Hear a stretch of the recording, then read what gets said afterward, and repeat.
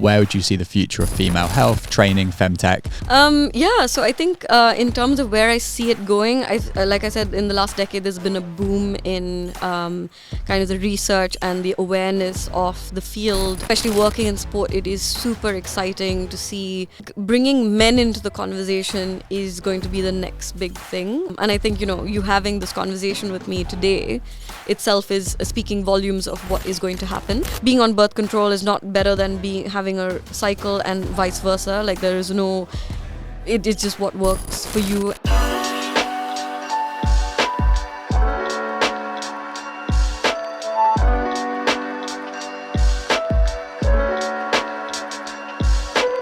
In today's episode, I'm joined by someone I'm incredibly excited to chat to because she's definitely the most educated and talented woman I've ever had the pleasure of meeting. Sahana Gopal, thank you so much for joining me here today. Thank you so much, Leo. So we've got 3 degrees, the PhD, all of the strength and conditioning qualifications, the femtech side of things. You are the coach, the strength and conditioning coach to the Olympic British diving team. What haven't you done? I am just saying that for now I'm trying to discover different opportunities, and I've lived by that principle for a very long time. So, excited to see what's coming up. I love that. I think like you take that definition to the extreme, don't you, when it comes to how far you pursue them? Because you've achieved a lot, and I feel like I just covered the absolute surface there. So feel free to fill in the blanks. Give me the background story on who you are, how we've ended up here, and give me the full qualification list. Okay, so as a kid, I wanted to study medicine. I wanted to be a surgeon from, basically when I was about 14 or 15 years old. I actually struggled to get a position in med school when I applied to the UK multiple times, so I didn't get into a program, and as a result I ended up settling for biology as my first degree at UCL. So full disclosure here, I tried to get into med school even since then. So I finished in human genetics as my first degree, and then applied for medicine again, didn't get in, decided to get nearer to surgery by looking at, what people put in, as surgical tools or, implants in surgery. So I studied biomaterials and nanotechnology and regenerative medicine as my master's. What I then did was didn't get into med school again. And I then fell in love with the process of research through that process. So I started to apply for PhD programs. Through that process, ended up having to do another Masters of Research program in biomedical research. And then I found my calling for those few years. It was all related to stem cell biology, looking at how external materials interact with the body, and kind of manipulating the whole stem cell environment, because they are like the most interesting biological kind of cell types to work with, and from then on I was stuck in a room doing microscopy a lot of the time, and I also was playing sport. So as a kid I did a lot of badminton, so I played badminton to approximately kind of 18 years old very seriously, and through that process I kept it up through university, ruptured my ACL as most adolescent females do, as we know now. And through that process, I was like very interested in how the human body actually, how does injury happen? Like, why does injury happen? And started training myself in terms of like strength to be strong for my sport. So this was a very personal kind of journey into sport, but I didn't actually realize that through my PhD I was getting more and more invested in the in this passion for sport and sport science, and so that's what led to the certifications in S&C. I started working with clients, and that's where it began, really. I mean, I obviously can't comprehend how you didn't get into medical school, but selfishly, I'm very glad that you didn't, because it kind of led you more down the coaching females and the understanding female physiology route, which is, of course, why we're here today. And feel very privileged to be able to learn from you. So, yeah, selfishly, glad that you didn't end up down the medical school route. So, I'd love to circle back around to the ACL injury and what we know now about that and the potential correlations to the menstrual cycle. But before we get into that, I'd love to just know a little bit more about how you ended up more in kind of the femtech space, and in particular specializes in coaching females and understanding some of those kind of unique differences between females and guys. So tell me that story. Yeah, so I think, again, it started off as a personal journey. So my ACL happened while I was playing badminton. My entire body twisted on my knee and I heard the pop. I was actually training for a half marathon at that point, which I couldn't do, which was a few months later, which was very sad. But that, kind of got me into thinking about how it's quite different for someone who does sport in terms of how they train and they stay strong for it. So for me, initially, I never saw men and women as different. Like, training is training. But the more I looked into it at that point, all the papers that were coming out, I was quite well versed in reading literature. So, papers would always talk about certain kind of study populations where these injuries happen more frequently, to the point where it's actually pretty crazy. Like the risk is 6 to 8 times that of, similar aged man. And I think at that point, I was still quite ignorant of the fact. I was like, okay, fine. Like, we have wider hips and this is why this thing happens. Maybe we need a little bit more, I don't know, like control through the hips and things like that. So I never looked into the biological basis at that point. But I think through my S&C journey, as I became a strength coach, and this was after my PhD, I missed science. So I was coaching, and of course there is a lot of science within what we do as strength coaches. There's a lot of monitoring, there's a lot of testing, there's a lot of hypothesis vetting, this is kind of understanding what is going on with the athlete. But the science element was, to me, just a missing. So what I started to do was to look for companies where, they would need a scientist a couple of days a week. And I reached out, like kind of left, right, and center. My emails were literally, hey, I've just finished my PhD. I'm looking for 2 days a week. Do you need a scientist, essentially? So Wild AI was got back to me, and that's where my journey with them started.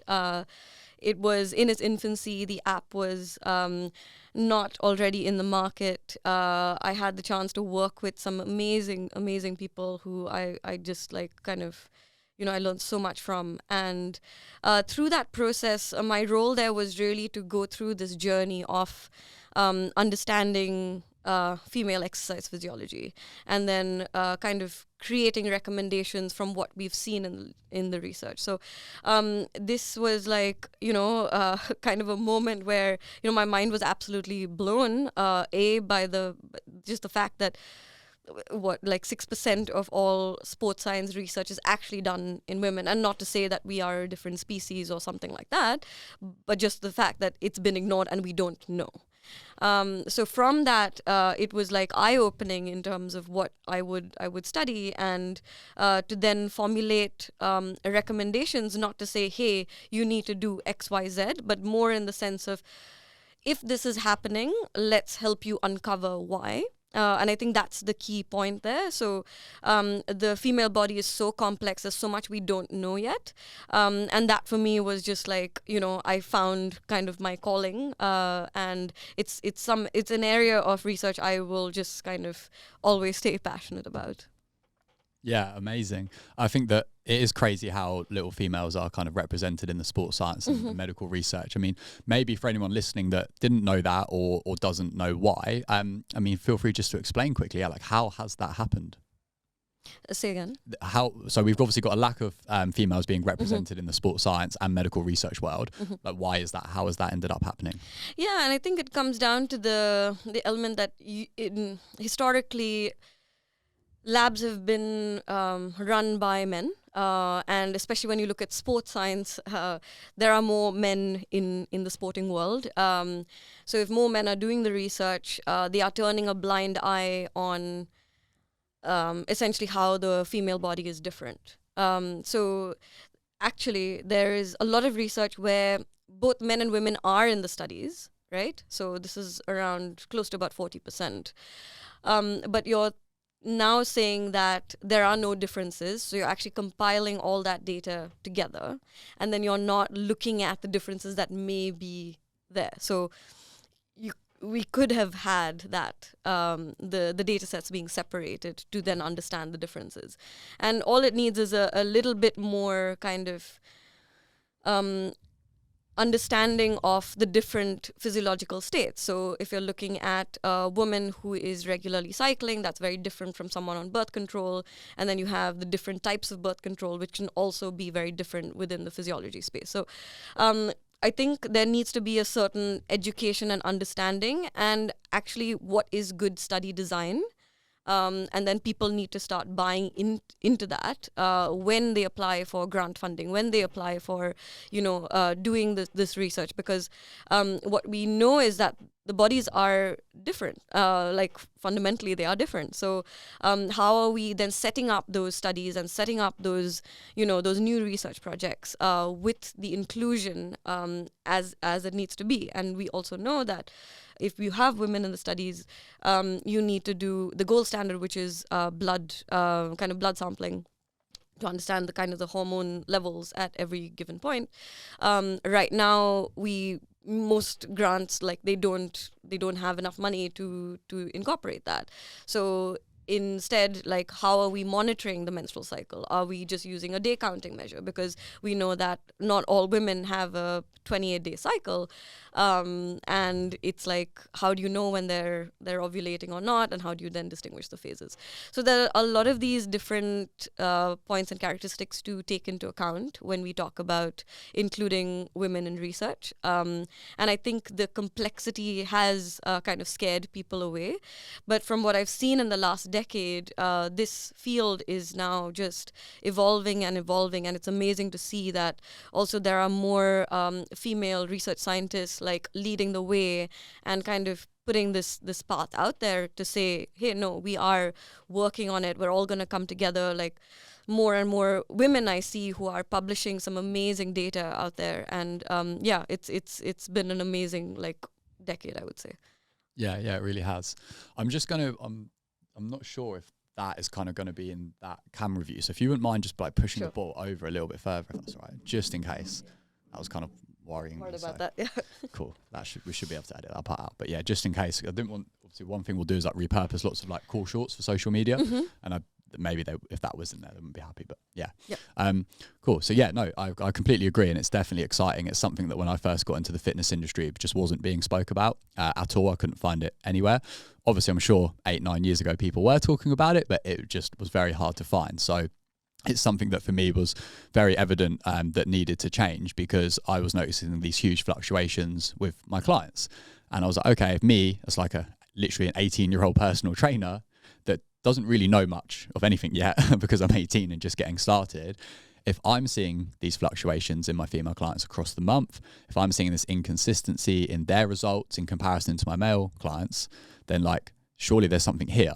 But it almost seemed too obvious. So I was like, who am I to think that there's a problem here that isn't really being spoken about? So for the first few years, I just kind of was like, meh, it is what it is. And then I was like, no, there's patterns here, there's correlations here. Let me start looking into this, and didn't really find too many people talking about it. It's only more really been the last few years. So yeah, it's an exciting space for sure. But obviously I'm aware that there's lots of really cool stuff that females can learn about their body and how they can apply that to their own training and achieving their own goals. So I'd love to know if there is a handful of things that you just wish, let's maybe take a woman with a menstrual cycle, not on birth control as the first example. What would you love that woman to know about their own body, their own cycle in comparison to their training and their goals? So, the increased risk of ACL injuries and how that's correlated to the cycle could be one. But yeah, what would you say are your top 3 to 5 things that you'd love a woman with a menstrual cycle to know about her body and her training? That's an amazing question. So I think the first step is actually knowing your cycle. The first step is to know the fact that I'm not on birth control means I have a regular cycle. Now, what does my regular cycle mean? How long is that, firstly? And having awareness of how her body is changing through those phases. So, say if my cycle is 35 days long, it is totally normal and that's fine. And if it fluctuates between 31 and 37 days, that is also normal and that's fine. So knowing your cycle and your variation, I think, is key, because what that allows you to do is ultimately it's telling you that if it's regular and it falls within a certain variation, that means that if you apply and layer up training on top, and you still have that, that is your vital sign, and it's telling you that you're healthy, and that is number one. So I think there's been a lot of re-education in this subject where women now appreciate that they have a regular cycle, and I think they are getting much more well versed in with their kind of bodies and the literature around that, and it's amazing to see. I would say probably the second thing after you know your cycle is to then understand individually, without looking at anyone else and comparing yourself to anyone else, how do I feel across my cycle? So take your period for instance, like, how are you actually feeling on your period? Like, is it the worst just before your period? Is it the worst while you're on your period? Like, what is it even bad? And actually understanding whether your cycle is negatively impacting you or actually positively impacting you. I think we draw a lot of negative kind of connotations with being on a period. But actually, like, for a lot of women, they just go through it and they don't even think about it. And, we don't want to create more barriers for women in terms of starting to do things and fix things that, like, just because somebody else is doing it, right? Like, what about you? Like, and I think that's the second most important thing. Like, what is your cycle actually? What is it actually telling you? I always die a little bit inside when I see those Canva infographics on social media, which are like, late luteal phase, do yoga, and then like on your period, do gentle cardio, and it's like, what? So for 2 weeks out of your cycle, you're not meant to strength train. I just die a bit inside every time I see that.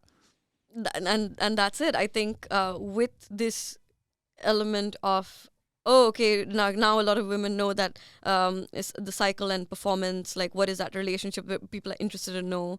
And it's like this, like, let's take these statements off social media and people just saying XYZ, because the thing is, what they're actually saying is, like, that's their lived experience, right? Like, when they feel terrible on their period, that's their lived experience, and no one is discounting that. But to apply it to yourself when you don't really know, why, don't do it, because it's probably not broken, and it's actually, all you need to do is actually tune into what's going on. And yeah, I think that individual thinking, and I go back to this point a lot actually with the athletes, the female athletes I coach, like, going through your own journey of experimentation and, like, experimenting on yourself, I think, is so key, because you should build out a curiosity about what your body can achieve, and it's like, a powerhouse full of tools that it's like, what is the thing that, like, maybe it's like, I'm going to experiment on how I'm going to get more slow wave sleep, or REM sleep, or whatever it is. Having those little experimentation things in your kit, like, it's going to tell you so much about yourself. And a lot of being an athlete and training is about that self-discovery and getting on that journey. So yeah, I think that, in a nutshell, that's probably my second point in terms of understanding you. And then the third thing would be, okay, once you've understood yourself, what do I need to then fix? Because it is a stepwise process, and it's not a one size fits all at all. It is such a process where you are really engaged with your body, but then you're like, okay, I'm hit by heavy fatigue, and this has happened multiple times. Like, try to put your scientist hat on and understand what's going on, because then you'll be able to see the patterns. And when you see the patterns, that is then empowering, because then you can go and find the right people and the tools to then fix it. Because when you surround yourself with at least in an elite environment, we have a multidisciplinary team, and then each of those people are experts around the athlete and the coach. And in that situation, like say I notice something with the athlete, I help them pick out a pattern. We're then able to go and solve that by speaking to the nutritionist, speaking to the doctor, and then coming up with a strategy that works for that athlete. So really, I think it's a stepwise process and a journey that you have to buy into, because your cycle is different, and it's actually something quite amazing to discover for yourself. Yeah, I love that. The word curiosity is a word that keeps coming up amongst podcast guests, and what you've said there is about kind of putting the scientist hat on. I'd love to circle back around to that in terms of like how someone can do that. There's so many things that I want to circle back around to, but do you know what I think actually would probably be really useful is if we just take a step back for a minute, because this is something that I always take for granted, but you reminded me that the majority of females don't understand, and that is just what is a healthy menstrual cycle. So obviously most women think it needs to be 28 days. Of course, that's not true. That's just the average of what sits in a healthy range. But yeah, if we could, probably be a good idea just to clarify before we move on, like what actually is a healthy menstrual cycle? What's the range? What's the kind of blood flow? What are the symptoms? Yeah, so I think with the healthy cycle, obviously the textbook is 28 days, but really it can vary anything from like 21 to like 42 days, right? Like it's not, I think the regularity point, the variation is quite important to consider. So typically you're looking at a variation of 7 to 9 days between cycles, between your individual cycles, and that is still considered normal and not like late or early. And of course, as you go through your life, when you hit menarche, you're going to be less regular. You will have, kind of a few changes until your body settles down into this routine. And then that variation of 7 to 9 days basically kicks off. I guess with periods, you typically would bleed for anything from like 1 to 6 or 7 days.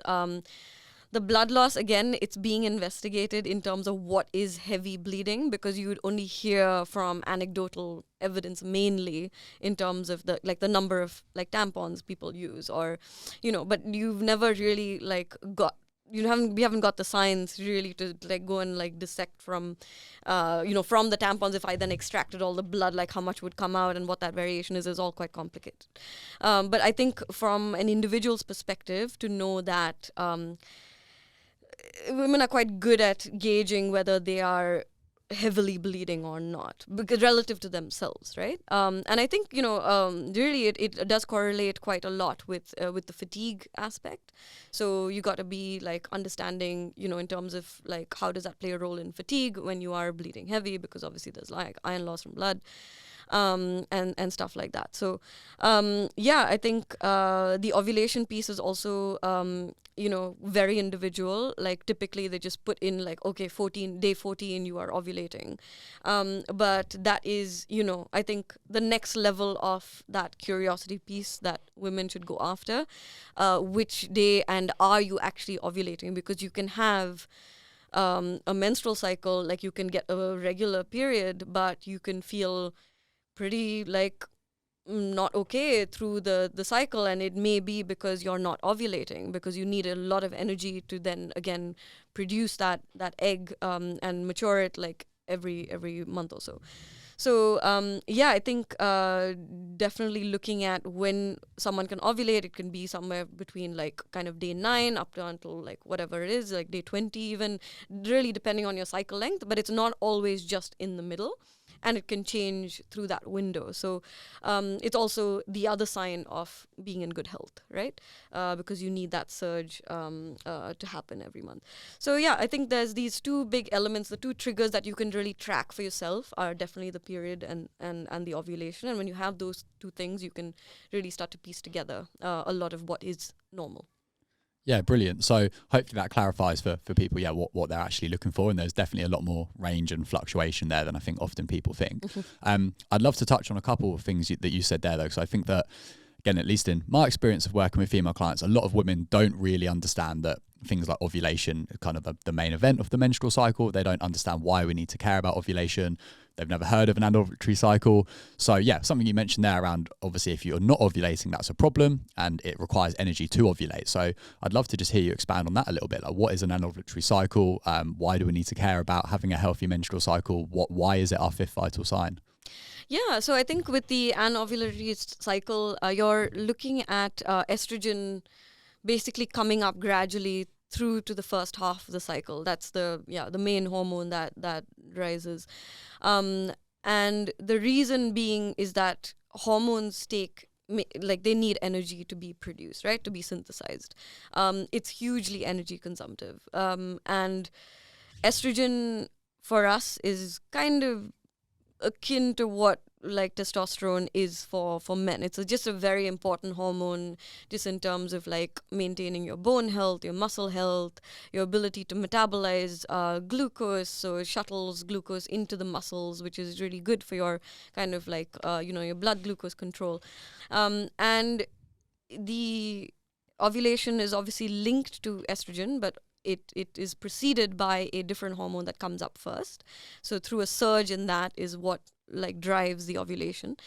And I think from a perspective of why it's important, it's because the ovulation is actually the output of what is happening inside your body. So you need to be able to have enough of the hormone being synthesized to then trigger the ovulation. But like I go back to my last point, which was when you have a regular cycle and then you add training on top and you're ovulating, then you're fueling correctly. And so all your normal bodily processes, which are just bone turnover and muscle growth and just keeping your lean mass on and your blood sugar control in terms of metabolism, all of those things will be regulated by these hormones, which then means that you're in a really balanced state to then train, but then also adapt to the training that you're doing. So how would someone track for ovulation if they just want to make sure it's happening, or they maybe think that it's not happening? They maybe got some symptoms of an anovulatory cycle. How would we track for ovulation? So you could just buy an over-the-counter test kit at your local pharmacy. Typically people are using these things for fertility tracking. That's only usually when women kind of buy these kits so that they know that they're ovulating in that fertile window. But really, it can be used by anyone. If you're interested, you could just go and you just pee on a strip and it'll tell you whether you're ovulating or not. Yeah, cool. And then I think that there is a chance of obviously missing that, depending on if you're not sure if you don't know where you're at in your cycle, etc. So how does body temperature and cervical mucus fit into that picture in terms of tracking for ovulation? Yeah, so there's a lot of women who are kind of like really in tune with this stuff, so they will just track either BBT, which is kind of your basal body temperature, which is essentially going to go up past the point of ovulation. So what you see is a typical increase of 0.3 to 0.6 degrees, kind of around midpoint of the cycle. But again, this changes from woman to woman. So if you are tracking your BBT through like a thermometer, you can then check whether you're ovulating or not. Obviously, there are a lot of other factors that may be influencing your temperature, and you need to do it a few times before you actually know. But in terms of cervical mucus, you move from a very like clear, liquidy type of mucus to a much more like thick egg white kind of consistency. So some women track through that. So there are a lot of signs that your body is telling you that this is happening. And you could use those things to kind of corroborate any kind of test that you get from your pharmacy to know when it's going on, basically. But you would choose kind of a midpoint window first, see what's going on. But again, it comes in with that curiosity and really like looking at what your body is telling you. And if we do end up with anovulatory cycles, just explain a little bit, if that's okay, like how that sits on like a spectrum which can eventually develop into full-blown HA. What are the issues and risks associated with hypoplasmatic amenorrhea, with not having a menstrual cycle? Yeah, so like I said, I think all of it comes down to energy intake and being in energy balance. A lot of it is also to do with how much lean mass you have. So if you have a certain amount of basically lean mass is how much muscle you've got in a nutshell. But alongside bone mass as well. But like essentially you're looking at the minimum energy requirement that you need to sustain yourself in a healthy state. And this is important because if you go below that minimum threshold of calorie intake, what happens is that your hormones are then not synthesizing. And when they're not synthesizing, you will not ovulate, you will not get your period, you will not, you will feel fatigued, and basically your body's fighting and competing for resources. And because of that, you're unable to then move to that next level. Because it's in this constant state of, hey, you are starving me and I need this minimum amount to sustain myself. So if you're not in the right energy balance, this is when you typically see some signs and the loss of the vital sign, which is the ovulation, which is the period as well. But yeah, it's all very interlinked to the energy in a nutshell. Yeah. So, because the reason I kind of asked this is, and this is one of the main issues I see in the industry at the moment, and I've said this before in other podcasts, but I'd love to get your take from it. And the idea that you are an athlete if you train on purpose is something that I believe it was Dr. Stacey Sims that first said that, where I heard that. But the problem that I'm kind of seeing is that fitness in itself has become its own sport, right? That's a quote from someone else I can't remember, but fitness in itself has become its own sport. So there's this whole demographic of women that don't see themselves as athletes because they're not full-time competitive athletes, but they are competing in the sport of fitness. They're training hard 4, 5, 6 times a week. They do competitions. We've all just done high rocks. There were 17 of us that did it. A couple of the girls I did it with. At least one, if maybe 2, have lost their cycle. And they won't listen about trying to eat more. So we've got this whole demographic of women that are athletes. They're training like athletes. They're even competing like athletes. They're doing high rocks. They're doing CrossFit. They're doing other fitness competitions. But because they don't see themselves as athletes, there's obviously this disconnect, and it's causing these problems in terms of obviously losing the menstrual cycle, etc. And it's really, really sad to see. And it's obviously hard to coach because obviously women in particular often don't want to up their calories. They don't want to risk gaining body fat, although a lot of the time they don't need to, and if it's done properly they won't. And yeah, it's just a little bit of a frustrating problem to see, and obviously especially when it's happening to females that you care about and your friends or your clients, obviously it's quite difficult. And I feel like the added element of why this is such a problem is that most athletes don't have body composition goals, right? Or if they do need to lose body fat or build muscle for their sport, they do it away from the sport, right? They do it in the off season.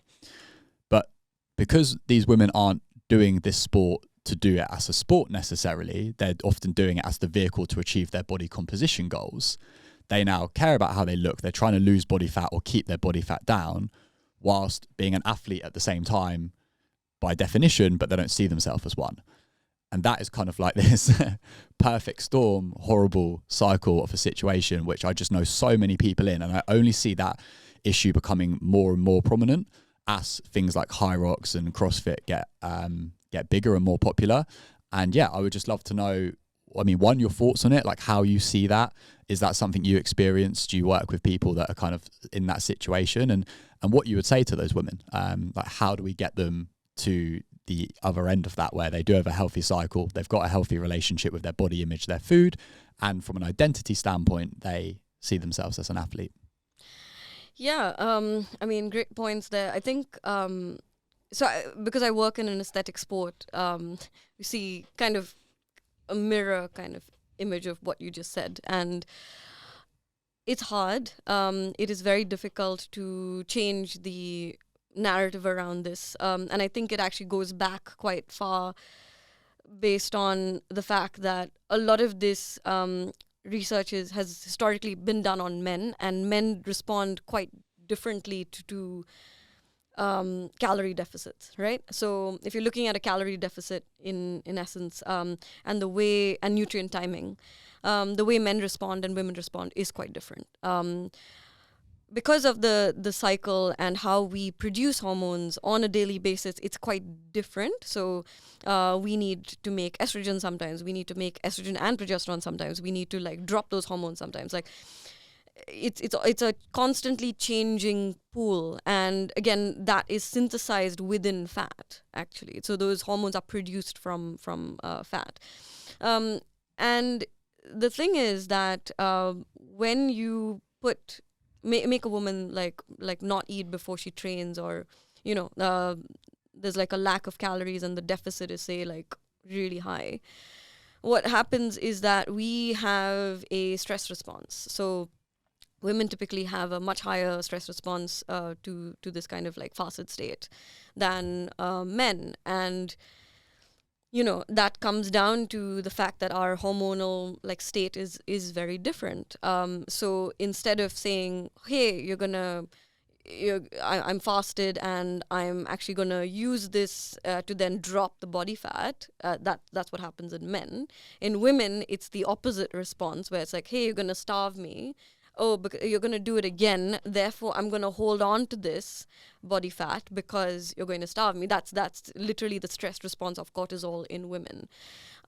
So when you look at that difference, it does come down to on that kind of physiological level. It is different. And if you look at how women may feel better initially, even 6 months after they've lost their cycle, they'll still feel okay. The body has this amazing capacity to like take on what you give it, or like what like lack thereof, and it's only after that point that long term kind of like loss in the cycle, you'll actually see that manifest as a like you just cannot adapt further because you've just like kind of gone through the entire thing, and it's like there's nowhere else to go. So I think when you put it in this like how this is different and what's actually going on in their bodies, and then not to make it overwhelming for them when you bring it up. So I think it's all about you can't just say like, hey, you've got to eat more all the time, and this doesn't work because you have this different kind of response to like fasted training and stuff like that. It's not about that. It's more about taking the small steps to then getting there, and realizing that body composition is not just the loss of fat. Body composition means the gain in lean mass. And I think people kind of struggle with that understanding. You keep thinking you want to maintain lean mass to look a certain way, but no, you're actually gaining lean mass to look the way you want to look in terms of composition.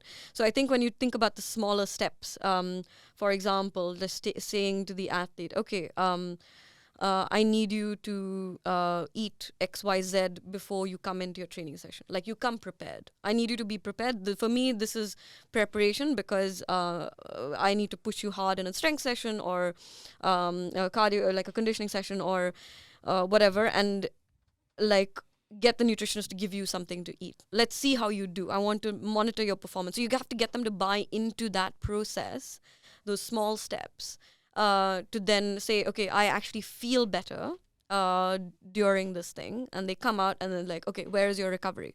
Like, what are you having? Like, where's your protein? And then kind of getting them to think about nutrient timing. Not that they can't be in a deficit, and that's not at all the case, but what is happening around when their bodies are most stressed, which is during the training session. Also the understanding that you're not actually getting stronger while you train. That happens later, right?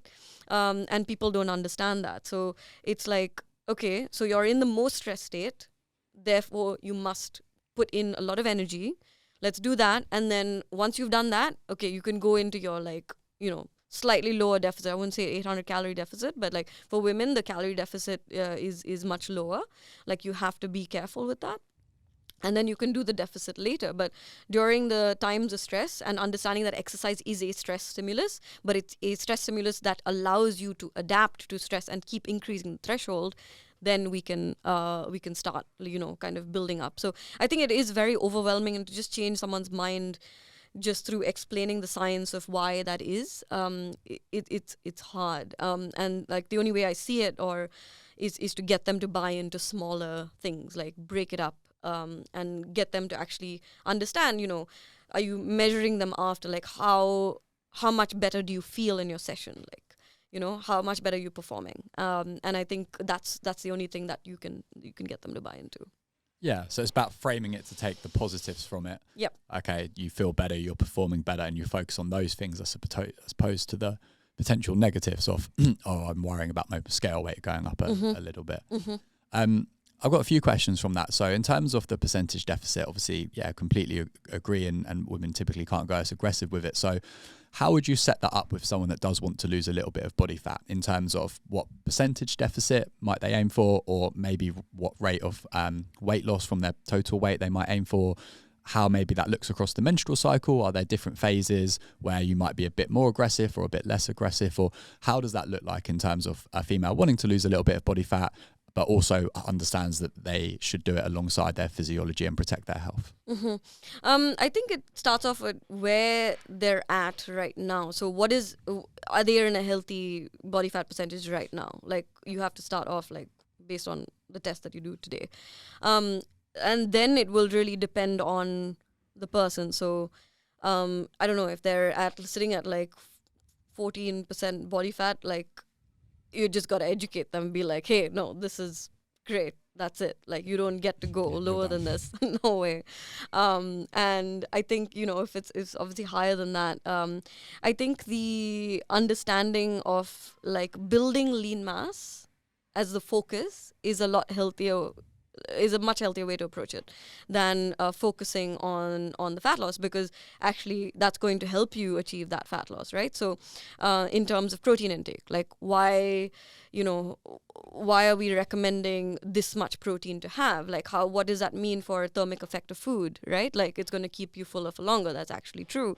But again, women may stay away from, that, like, even having 20 grams of protein is like, oh, okay, that's it. Like, I can't have more than that. But no, it's like, how much are you actually having across the day, and how are you like managing your comp through your protein intake? And then the third thing would obviously be the timing. So if I could pack in as many kind of calories around my training that could sustain me through especially longer training sessions and heavier strength training sessions, then across the day I maybe have to just cut back a little bit. So I would go, probably the ballpark figures around 300 calories in deficit per day, and nothing too crazy, because I think the education for the lean mass and the protein intake needs to be key to make the adaptation, and the recovery piece, I think, is just heavily ignored. To show up again to the gym like day after day, I mean, like, are you training? Are you training hard enough? Are you training like what are you training too hard? Like, what does that look like in terms of your recovery, right? And that recovery piece is something that really, like, I think in the fitness industry, it needs to catch up. Yeah, 100%. I think it sounds so simple, obviously, for us, but a lot of people still don't understand that their results come from what they can recover from. So, I mean, let's talk about that a little bit, if that's okay, because injuries fascinate me. And as you've already touched on, you hurt your ACL, and for a lot of people that obviously is really soul destroying. It can take your identity away, it can take your community away, as well as dealing with the pain of the injury itself. So injuries are something that really interests me, because I couldn't think of anything better than trying to help someone not get injured if possible, and therefore they don't have to go through that process of losing their hobby, potentially gaining weight, losing their community, etc. Right? So of course it's super important. And maybe from a training standpoint, maybe we can't really do injury prevention, but yeah, maybe from a training standpoint, we can't do maybe quote unquote injury prevention as a generalized rule. But from a female physiology standpoint, there is these extra considerations, right? We do have the fluctuations across the menstrual cycle. We do have the fact that they're maybe overtraining, more likely to be overtraining. They are potentially more likely to be under-eating. They're not consuming maybe as much protein. And for some of them, I'd love to know your thoughts on where, if you do have hyperinflammatic amenorrhea, does that increase your risk of injury, and or does it increase your healing time from an injury? So yeah, where do injuries fall into this when it comes to female health? Oh yeah, so interesting. Yeah, I think with injuries, It's a funny one. I mean, I guess ligament laxity has been, there's a little bit of contradictory literature around, whether that's the actual reason for, ACL ruptures to happen, for instance. But I think just the fact that, we know we see an increased risk, it just means that across the board, we need to be doing something about it. So whether that's kind of like proprioception work, whether that's, like trying to get female athletes, if you can see what like knee valgus looks like, for instance, and really working through that, potentially there's higher risk women who have a lot of valgus, focusing on the hamstring work. It's kind of like what you do with footballers, right? Like why are they on all the Nordics? Because, they see those hamstring injuries like come in so frequently. And it's a kind of similar thing, like with women in general, you need to be kind of strengthening those tissues and ligaments. I think just across the board, even irrespective of the cycle, because, if you just do it across the time, then, it doesn't really matter. Where the injury risk actually comes in is typically with this regularity thing of the cycle. So if your cycle is irregular, so in the days kind of leading up to your next period, if your cycle is late, typically, that's when you see a slightly higher risk of injuries to occur.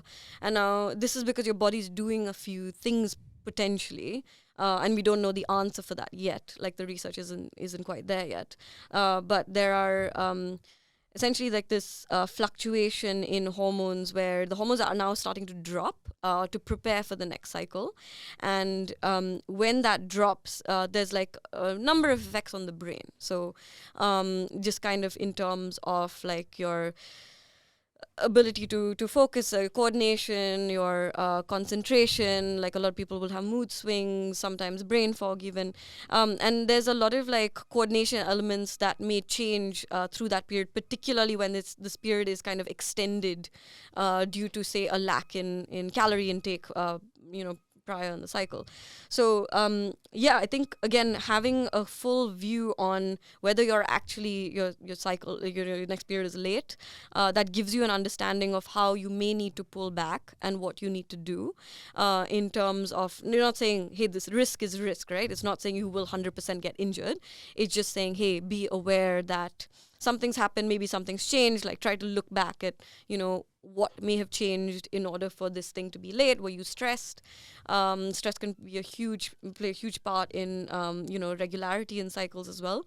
And then try to figure it out from there and just try to be a little bit conservative. But I think for most part, things are heavily related to this energy balance here. So when you talk about HA, yes, definitely, I would say that if you're thinking about how your injury kind of mitigation works, it's not like you will get injured every time, but your focus should then be to get back to your normal cycle. I think there needs to be a reprioritization of that, because that will then drop your risk potentially, right? So thinking of it in terms of that, in terms of recovery, in terms of showing up to sessions better, I think will get that buy-in element, because people like take it for granted that they can show up in whatever way or form and just perform. But actually, as you go through your fitness journey and you get more serious with it and you understand what your body is capable of, you will like to start getting every 1% that you can, and that means like the previous day's recovery or the previous 2 days recovery becomes a very, very important part of how you show up on that day. Yeah, 100%. So say an injury does happen to a female and they're in a state of HA, whether that's ACL, slip disc, is there any research to show that the healing time might be longer when you have got that lower or very low hormonal state? Yeah, because I think injury itself is like an inflammatory state, right? Your body is also in a more inflamed state when you're in HA, and things are all again solely reliant on rebuilding tissue, requires more resources. And I go back to this competition element because your body is now having to compete for resources to do one or the other thing. So how are you going to achieve that? Because again, if you like are already in this HA state, we know that it can take very long for a woman to get back to her normal self, especially if she still continues to train, because that again is another competing resource for stress. So I think in a stress state, it does 100% take like longer to get back to your kind of previously fit status. But again, I think this is something we also see with concussions. Women in general take a little bit longer to recover from concussions, and based on which phase they're in, like there is some preliminary evidence to indicate that it can also take longer. And I wouldn't be surprised if HA status would also impact women coming back from concussion related injury. So super interesting in terms of like, but it again all comes down to the fact that you are in a state where your body is like, which route do I go to? Please provide me with the right tools to go and build and fix things. Yeah. No, I love that. I think we've covered kind of the menstrual cycle and HA quite well there in terms of what's normal, what's not, why we need to care about these things, and some training considerations around them. So that same question back to you I asked earlier, but in birth control. So you're more than welcome to separate this answer if you feel like that's relevant, or group all hormonal birth control together, whatever. I mean, you're the one that's going to know the answer. So feel free to separate them. Feel free to group all hormonal birth control together. But if we have got a woman on hormonal birth control, what would be kind of the top 3 or so things that you would love that woman to understand about her physiology and how that relates to her training? Mm-hmm. I think with birth control, people, well, at least like athletes mainly, like when a girl is doing sport at a highish level at a young age, they historically have just been put on birth control without any kind of insight or advice as to why that should be. So for most girls like will continue that for most of their competing careers. So I think when someone gets on birth control, the question should be asked as to why. Of course, like you first just ask yourself a question like, do I need to be on birth control? Answers yes, great, okay. From that point of view, which birth control should I then opt for? Now, this is again a very individual kind of decision. No, being on birth control is not better than having a cycle, and vice versa. Like there is no, it's just what works for you and what makes what is affecting you least, right? So, I think at this point, when you go and ask somebody for birth control, I don't really know what the process is, but from what I've heard from a lot of people is that they just get put on like a standard pill until they find one that is not impacting them that much, right? Which is fine, but again, question what where does that sit in your priority list in terms of like, okay, I need something to just work for me in a certain way, and then go for it. So I think birth control choice question, ask questions. Why have you recommended this to me? Very important question, right? And then within the birth control, there's a spectrum again. So you have everything from like patches to injections to obviously pills. Within the pills, you have like progestin only, combined, you have the IUDs. And then out of all of them, if you have to think of it as a spectrum, you would say like the IUDs are like the least, the most similar to a regular cycle, whereas your combined pills are the the furthest away. So I think in terms of your birth control, ask the question why. The second thing, when you are on the birth control, to know whether it actually works for you, you would have to start looking at the patterns that it tells you. So knowing that you do not get a regular cycle when you are on combined birth control, right? You're injecting hormones or you're consuming hormones every day, which prevents your own natural hormones from coming up, right? So knowing that, like a lot of women just don't know that, right? So knowing that for 3 weeks, typically you would have that, and then your bleed that happens at the end of that is not your real period. It is a withdrawal bleed, and that's because the lack of synthetic hormones is then causing that to happen. And knowing how you feel between those two phases, because it can create a lot of side effects, and your body is very different to other people's bodies, so you should know like whether that's okay for you or not.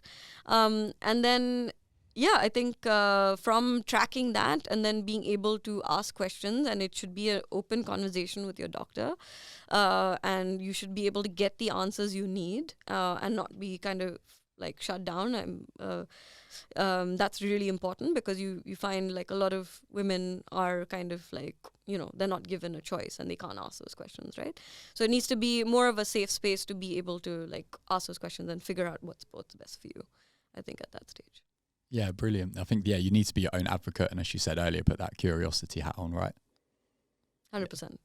I know this next question is potentially a very loaded question. I'm sure you could talk about it for a long time, and I'm obviously conscious of your time, so feel free to keep it as concise as you want. But where do you see the future of kind of female health and female training heading? Obviously, we were having an interesting conversation before the episode started around even things like barbells, just things that often as guys you're not even going to really consider, right? So yeah, I mean, there's probably endless ways you can take that question, but where would you see the future of female health, training, femtech? What are you excited about? What are you working on? So I think in terms of where I see it going, like I said, in the last decade, there's been a boom in kind of the research and the awareness of the field, especially working in sport. It is super exciting to see.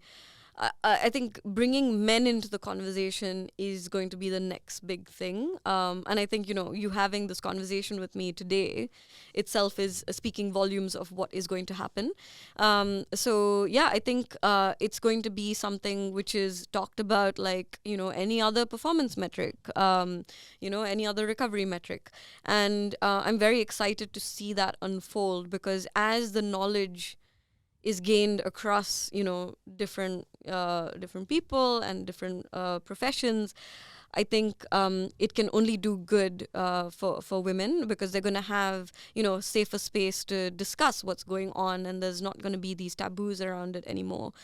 The other thing I'm super excited about is probably just the research element, because that informs what we do today. I think a lot more people are interested because it impacts them, right? Like I think that curiosity is actually building in a lot of women who train now. So they want better, they are demanding better, and that's really great to see.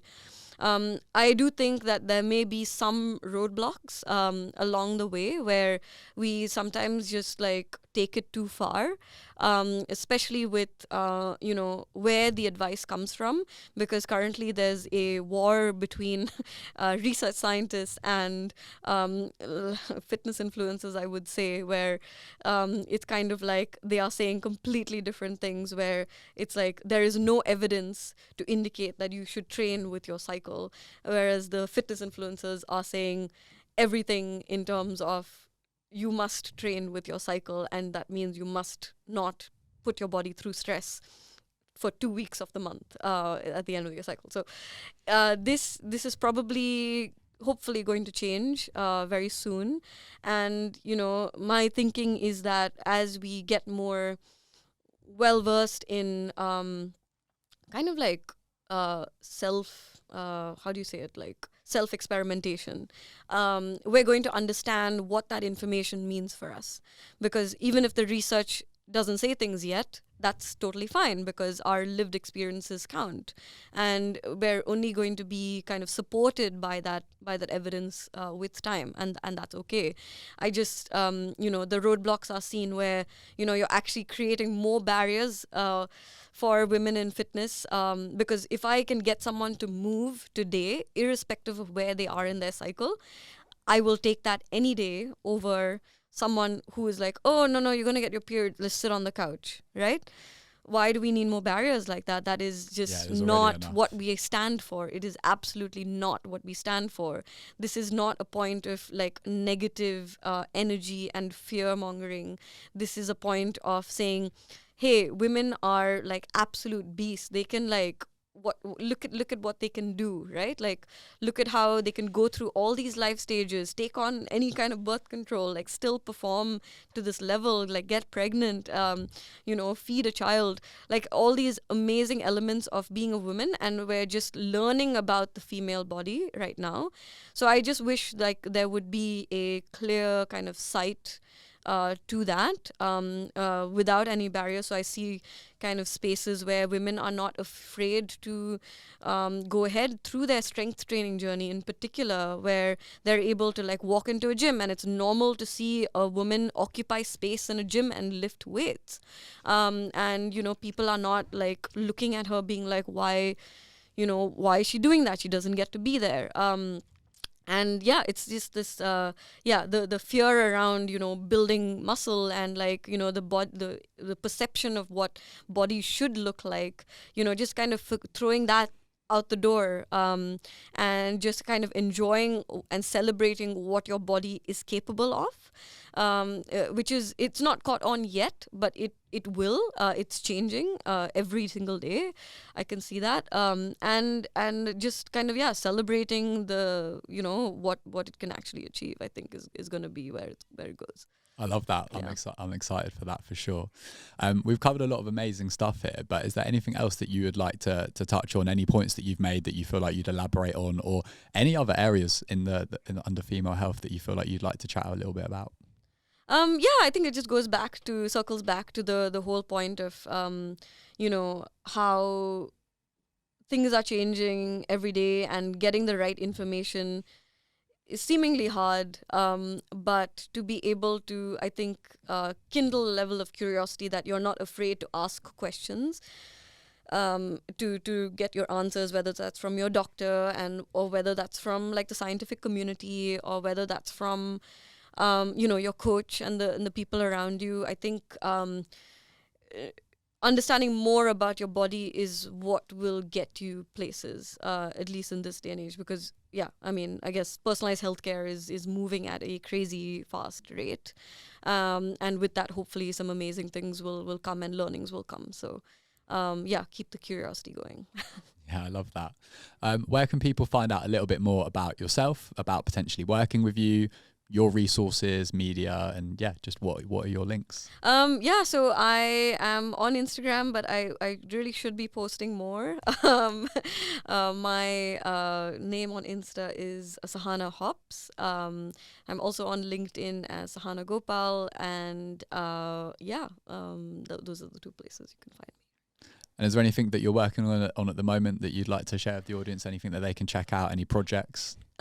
Yes. Well, so I am currently in the process of manufacturing a strength training equipment brand, primarily focused on barbells and plates. And I think in my journey of fitness, I obviously went through like many different types of fitness, and finally landed on strength training quite frequently and Olympic weightlifting. So for me, I think like if you have the ability to get into that type of training, and I feel like everyone should at least be strength training for the sport or for the fitness that they do. For me, it's like about creating a brand, which is able to kind of allow access for different people to experience what that's like. I think it's a feeling which is almost like meditative in a way when you do enjoy your strength training and you think about pushing your body to the very limit. So for me, it's like when I hold on to a barbell, whether that's like an Alico, like I know what I'm lifting on, and like I don't even have to think about it in terms of how it feels through my performance. And like I am very excited about creating a brand which is able to also cater to women, to men in different kind of fitness contexts. Heavily into manufacturing at the moment. Yeah, it's exciting. I'm sure your once a month post on Instagram will be about the will be an update on those barbells when there's something to post. Definitely. Thank you so much for joining us here today. This has been great. Thank you. I've got a feeling that this will be an episode that I'm sure a lot of people have a lot of questions from. So hopefully maybe at some point in the future we can get a part 2 in and kind of flush out some of those subjects in a bit more detail. And as you said, it's an ever evolving space. So I'm sure there'll be lots of exciting updates that we could chat about as well. Amazing. Thank you so much, Leo. Thank you so much for coming in today.